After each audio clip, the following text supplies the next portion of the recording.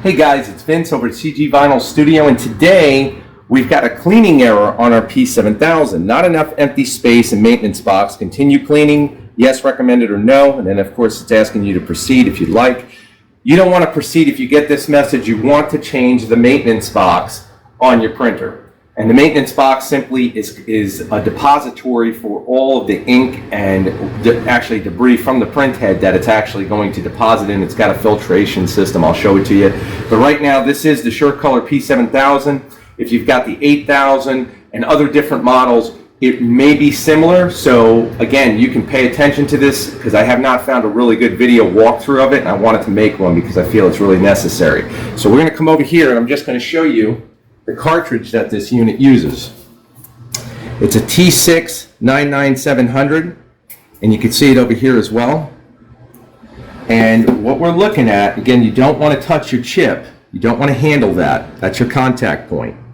Here's your filtration. You can see the filters inside, and you can see the box as far as the labeling. Once again, T6-997-SCN9MB, and this is once again for a P7000. This is the SureColor model. So what we're going to want to do, and I'm going to let her show you this, is the unit comes with also in that box a bag.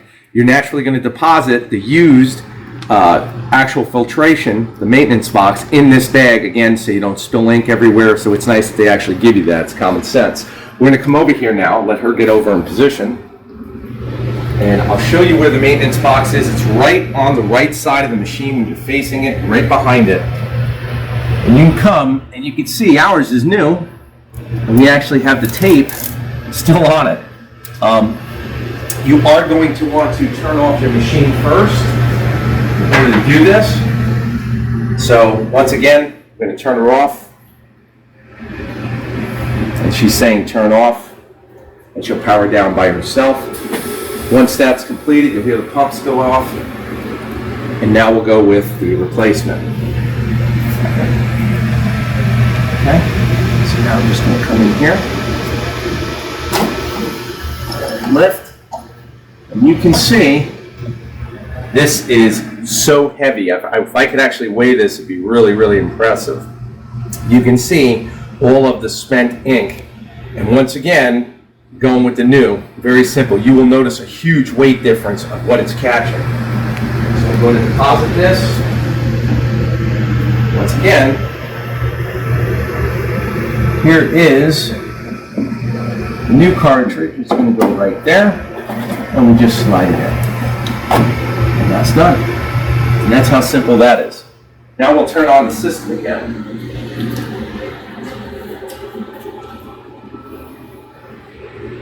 Make sure your hands are clean, of course. If you got any ink on it, I've got very lucky. I didn't grab anything. Turn her on.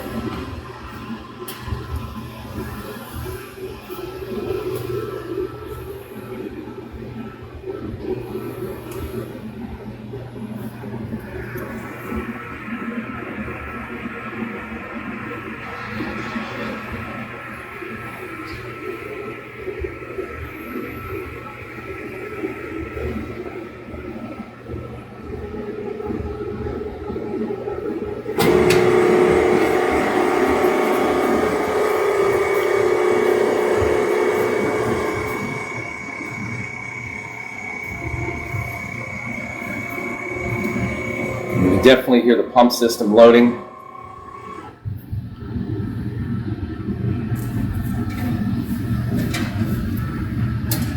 Another thing I want to make clear, and I feel this is common sense, but there are some people out there, try to cut corners. Once again, we use all OEM components to replace anything on this printer. This is a very expensive model.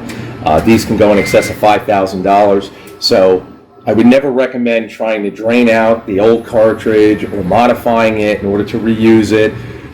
If you're going to do a business model with this type of equipment, you understand the overhead involved. And again, to me, it's common sense that I shouldn't have to explain that, but there are people that we know out there, and everybody knows somebody that would try to reuse this, and believe me, it weighs a ton, because it's definitely filled.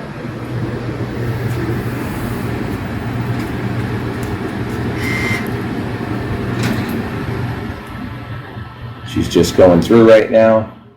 Okay, we're all set. Everything here now has been cleared as far as the actual head cleaning process. Once we go to load the sheet, or you go to load a sheet, you'll see that you shouldn't have that error anymore, and naturally the printer will go through and do its autonomous cleaning as it should if it's required. If not, it'll just go through and naturally complete the printing process. You can see right here it says paper loading method. There's our ink content, and again, everything here is, you're all set to go. So again, guys, I hope that this video has been helpful.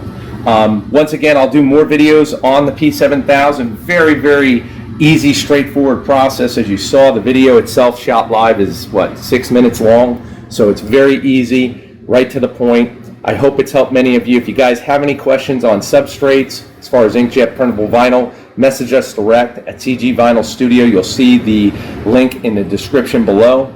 Thank you all for your support. Take care.